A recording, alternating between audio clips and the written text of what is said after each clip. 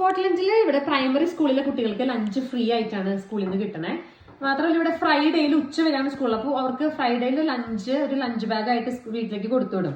ഇവിടെ ലഞ്ച് ബാഗിൽ എന്താണെന്നുള്ളത് ഞാൻ കാണിച്ചിട്ടുണ്ട്. വളരെ സമീകൃതമായിട്ടുള്ള രീതിയിലുള്ള ഒരു ലഞ്ചാണ്.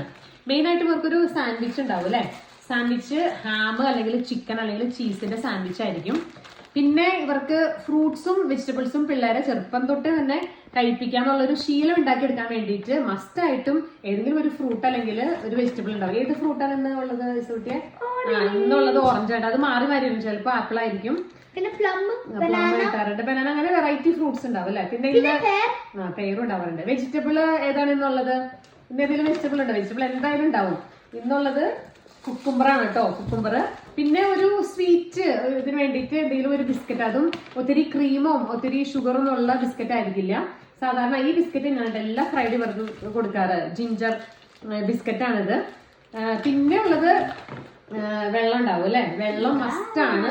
ഇവിടെ നമുക്ക് സ്കോട്ട്ലൻഡിൽ വെള്ളത്തിന് യാതൊരു പഞ്ഞുള്ള സ്ഥലമല്ല. പക്ഷെ കുട്ടികളെ ചെറുപ്പം തൊട്ടേ വെള്ളം കുടിക്കാനുള്ള ഒരു ശീലം ഉണ്ടാക്കിയെടുക്കുന്നതിന്റെ ഭാഗമായിട്ട് കണ്ടോ 250 ml വെള്ളം കൊടുത്തുവിടും. അങ്ങനെ ഒരു കംപ്ലീറ്റ് മീലാണ് അവർക്ക് കൊടുക്കുന്നത്.